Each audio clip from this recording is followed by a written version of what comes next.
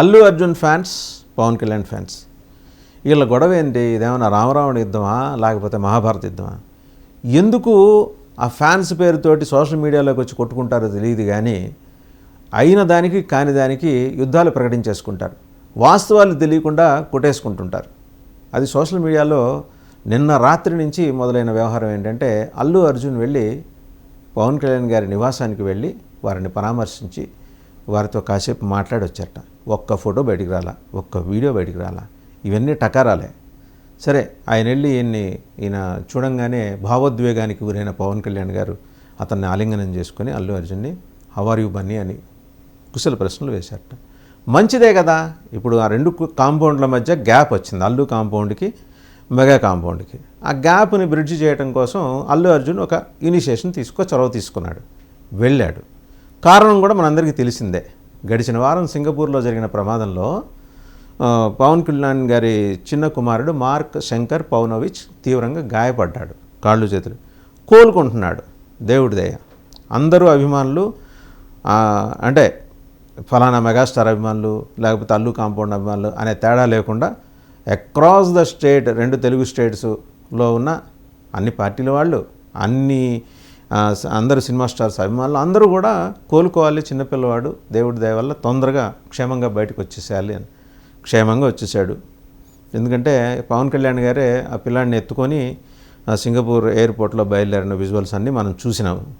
So ఆ తర్వాత అన్నా లెజినోవా గారు వచ్చారు, తిరుమల వెళ్ళారు, స్వామికి మొక్కు చెల్లించుకున్నారు, తలనీలాలు సమర్పించారు, అన్నదానం చేశారు, స్వామికి భక్తి ప్రపత్తులతోటి ధన్యవాదాలు చెప్పుకొని వచ్చారు.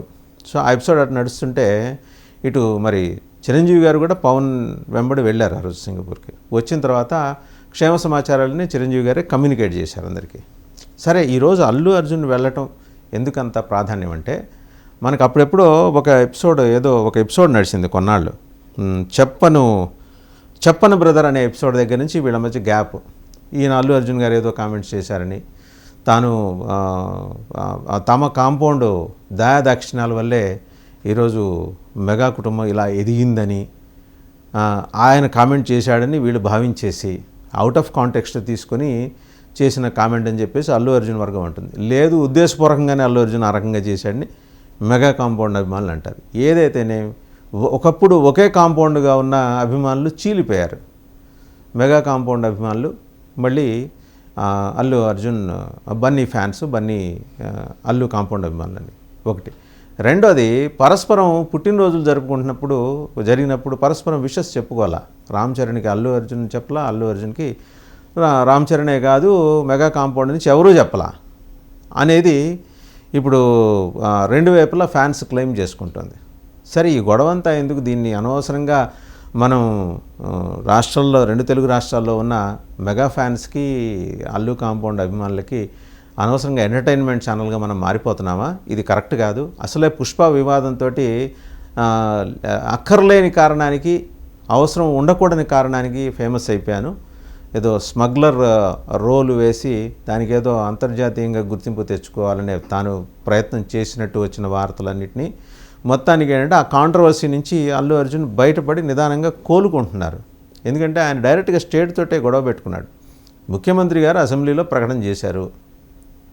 ఆ రోజు సంధ్యా థియేటర్ దగ్గర జరిగిన ప్రమాదంలో, ఆ తొక్కిసలాటలో మరి తల్లి మరణించింది, కొడుకు తీవ్రంగా గాయపడి చిన్నపిల్లవాడు ప్రస్తుతం కోలుకుంటున్నాడు. బాధ్యత అంతా సరే ప్రొడ్యూసర్స్ తీసుకున్నారు, అల్లు అర్జున్ గారు కూడా తీసుకున్నారు. ఆ రోజు చాలా ఇర్రెస్పాన్సిబుల్గా, బాధ్యతారహితంగా అల్లు అర్జున్ వ్యవహరించారని చెప్పేసి ఆయన మీద గుస్సా అయ్యారు. అప్పటి నుంచి ఆయన్ని మామూలుగా ట్రోల్ చేయట్లా ఈ ఫ్యాన్స్ అందరూ కూడా, మెగా ఫ్యాన్సే కావచ్చు, మెగా కాంపౌండ్ ఫ్యాన్సే కావచ్చు, మిగిలిన వాళ్ళు కూడా మామూలుగా ట్రోల్ చేయట్లా. అది అయిపోయిన తర్వాత తాజాగా ఆ పుష్ప సినిమాకి సంబంధించి అటవీ శాఖ మంత్రిగా మరి డిప్యూటీ చీఫ్ మినిస్టర్ ఉన్నారు కాబట్టి ఆయన కర్ణాటక వెళ్ళినప్పుడు, ఒకప్పుడు సినిమాల్లో హీరోలు అంటే స్మగ్లర్లతో పోరాడేవాళ్ళు, ఈరోజు స్మగ్లర్లే హీరోలు అయిపోతున్నారు సినిమాల్లో అని ఆయన ఏదో యథాలాపంగా అన్నదాన్ని పట్టుకొని మళ్ళీ వీళ్ళు పవన్ కళ్యాణ్ని ట్రోల్ చేయడం మొదలెట్టారు. ఈ వివాదం మామూలుగా లేదు. ఆ విజువల్స్ కూడా మనం చూడొచ్చు ఈ వీడియోలో. అప్పుడు సంధ్యా థియేటర్ దగ్గర జరిగిన తర్వాత మరి అల్లు అర్జున్ ఆ రోజు ఏం మాట్లాడారు, తర్వాత చాలా వ్యవధి తర్వాత పవన్ కళ్యాణ్ గారు మాట్లాడారు. సరే, మొత్తానికి ఏంటంటే వివాదం సద్దుమణిగేలా చేయాలనేది 2 కాంపౌండ్ల నుంచి ఉన్న ఆరాటం వాళ్ళ మనసులో ఉంది. మెగా బ్రదర్స్ మనసులో అందరిలోకి అనవసరం. నాగబాబు గారు కూడా ఆయన అందరికన్నా ఇంకో తులం ఎక్కువ వేసి మాట్లాడతారు. సో అందరికీ తెలిసిందే ఆయన ఏం మాట్లాడతారు అని చెప్పేసి మెగా బ్రదర్స్ అందరూ కూడా ఎప్పటికప్పుడు చాలా ఉత్కంఠతోటి కొంచెం భయంగానే ఎదురు చూస్తుంటారు. ఆయన మాట్లాడితే ఏదైనా కాంట్రవర్సీస్ వస్తాయని. ఖచ్చితంగా కాంట్రవర్సీ రావడం కోసమన్నా ఆయన మాట్లాడతారు, లేకపోతే ఆయన మాట్లాడిన తర్వాతనే అది కాంట్రవర్సీ అవ్వాలి. నాగబాబు గారి స్పెషాలిటీ అది. ఇప్పుడు హఠాత్తుగా ఈరోజు వచ్చి ఆయన్ని, అయ్యా నాగబాబు గారు మీ ఫిలాసఫీని మీరు మార్చుకోండి అంటే ఆయన మార్చుకోలేరు కదా. సరే అప్పుడు మాట్లాడారు, అది అల్లు అర్జున్ మీద మాట్లాడారని చెప్పి మళ్ళీ అల్లు కాంపౌండ్కి కోపం. ఏదో కింద మీద పడి సెట్ చేద్దామనేది మరి ఆ ఇంటికి మరి పెద్ద దిక్కు చిరంజీవి గారు, మెగాస్టార్, ఆయన ప్రయత్నం చేస్తుంటారు. ఆయనేమో అందరినీ కలుపుకొని పోవాలనే తత్వం. పవన్ కళ్యాణ్ గారు కొద్దిగా ఆవేశం ఉన్నప్పటికీ ఆలోచనతో వ్యవహరించి, లేదు మన ఇంట్లో పెరిగిన పిల్లాడే కదా, అదేంటి మనం డిజోన్ ఎలా చేసుకుంటాం అని చెప్పి ఆయన పాపం అల్లు అర్జున్ దగ్గర అల్లు అర్జున్ కూడా రియలైజ్ అయ్యాడు, లేదు బాబాయ్, పవన్ కళ్యాణ్ని బాబాయ్ అని పిలుస్తాడు. ఎందుకంటే రామ్ చరణ్ బాబాయ్ అని పిలుస్తారు కదా పవన్ కళ్యాణ్ని. ఒకే ఏజ్ గ్రూప్ కాబట్టి తను కూడా బాబాయ్ అయినా, మామయ్య అయినా సరే పవన్ కళ్యాణ్ గారి దగ్గర వచ్చేప్పటికి కళ్యాణ్ బాబాయ్ అని పిలుస్తారు. దగ్గర అయ్యే ప్రయత్నం చేశారు. ఫోటోలు బయటికి రాలేదు, వీడియోలు రాలేదు. ఇప్పుడు ఫోటోలు వీడియోలు వస్తేనే వాళ్ళ మధ్య ఆత్మీయ బంధం ఉందని అనుకోవాలా? ఫర్ వేరియస్ రీజన్స్ వాళ్ళు వద్దనుకున్నారేమో. ఇప్పుడు ప్రతి ఒక్కరికి వారికంటూ ఒక కన్ఫైన్డ్ ఇది ఉంటుంది, ఇన్ కెమెరా ప్రొసీడింగ్స్ ఉంటాయి. అది కుటుంబం అండి. వ్యక్తిగతంగా వాళ్ళు చిన్న చిన్న మనస్పర్ధలు ఉంటే ఉండొచ్చు, కాక ఎండ్ ఆఫ్ ది డే వాళ్ళంతా ఒకటే. ఆ విషయం స్ఫురించాలి.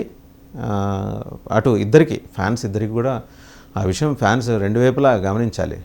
ఒక కుటుంబం వాళ్ళు కలిసి స్వయం శక్తితో ఎదిగిన వాళ్ళు. అల్లు రామలింగయ్య గారి దగ్గర నుంచి చూసుకుంటే ఒక రకంగా ఇప్పుడు ఈరోజు మనం అల్లు రామలింగయ్య గారి గురించి కూడా మాట్లాడుకోవాలి.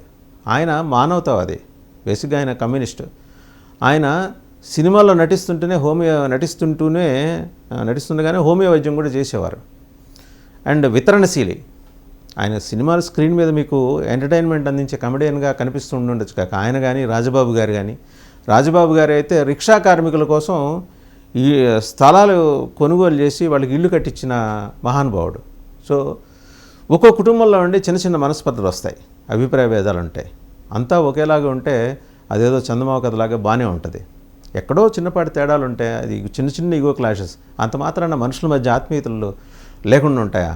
మామయ్యకి అల్లుడికి, బాబాయికి అబ్బాయికి బంధాలు లేకుండా ఉంటాయా? So that Allu Arjun has proved. వెళ్ళాడు, కళ్యాణ్ బాబాయిని కలిశాడు, గట్టిగా హత్తుకున్నాడు, మోరల్ సపోర్ట్ ఇచ్చాడు, పసిపిల్లవాడు తొందరగా కోలుకోవాలని ఆకాంక్షించాడు. ఎండ్ ఆఫ్ ది డే మనం చూడాల్సింది ఏంటంటే క్రక్స్ ఆఫ్ ది స్టోరీ ఇది. పసిపిల్లవాడిని పరామర్శించి మార్క్ శంకర్ పవనవిచ్ తొందరగా కోలుకోవాలని అతను ఆకాంక్షించాడు. That is also hope the same.